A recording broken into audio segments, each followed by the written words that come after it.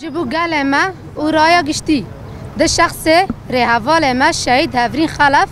دا ام توایی شهید شورش آجن و توایی جانگوری هفجیان آزاد ببیرتینن و بجن خواه برانبری کسایت آواند تاوینن و ام سوزا بردام کرنا خط آواند ددن تا بگیجن آشیتیه و جواک که دموکراتیک اخلاقی پولیتیک تید آزادی آجن مسوگر ببه شورش ما نه تنه شورش لشگریه شورش جواکی سیاسی استراتژیک له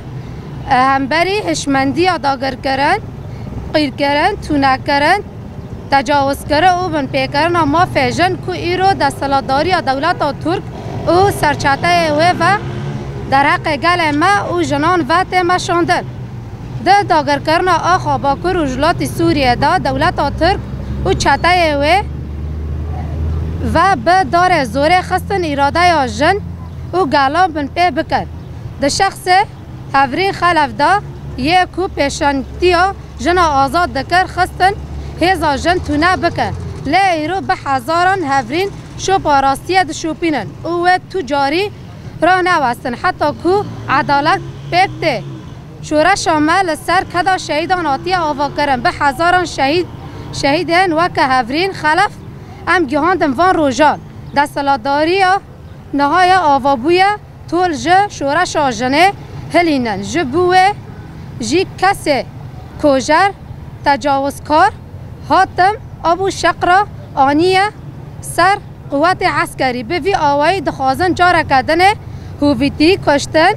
تجاوز و هر وکی دن زندی بکه جبونا و پیوست اف کسا نه وره ارکدار کرن وره جزا کرن جبونا و ام به توندی و بویاره شرمزار دکن به تو آوایی قبول نکن ام وکر خستان آجن کنگرستار ای کانتون فرات باجار کوبانی وانگل ماف مروفان ریخستان آجنان و سازی دامندی دکن کو وی کسی جزا بکن و ام حتی داویه تکوشین آخواه مزم بکن حتی کو ام حساب جو کوجر هفری خلف بخوازن و ام بانگل تواهی جن جهان دکن کو لعنبر وی کسی رابن داوی داجی کسن کوجر کسی کو دست خواه دخوینان ده جن و زاروک مدا هی جای خواه دناو مدا تو نیا تو آوایی اموان قبول نکن کنگرستار باجار کوبانی 8 ماه و 5 2025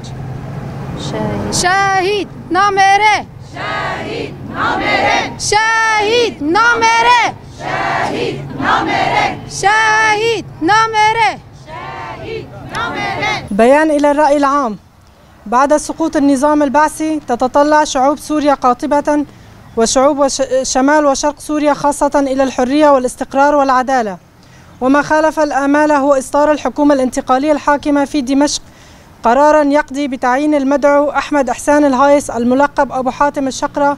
في وزارة الدفاع السورية بقيادة الفرقة 86. إن المذكور أبو شقرة هو متورط في انتهاكات جسيمة لحقوق الإنسان وجرائم حرب خاصة بحق النساء الإيزيديات، كذلك متورط باغتيال الأمينة العامة لحزب سوريا المستقبل هفرين خلف مع سائقها، كذلك التمثيل بجثتها أمام الإعلام والجريمة موثقة بالصوت والصورة. إن تعيين المدعو أبو شقرة في منصب عسكري رفيع يعتبر مخالفا لجميع المعايير الحقوقية والقوانين الدولية، كونه متورط بانتهاكات جسيمة ترقى إلى جرائم حرب ضد الإنسانية، كما إنه مصنف ضمن قوائم العقوبات الأمريكية.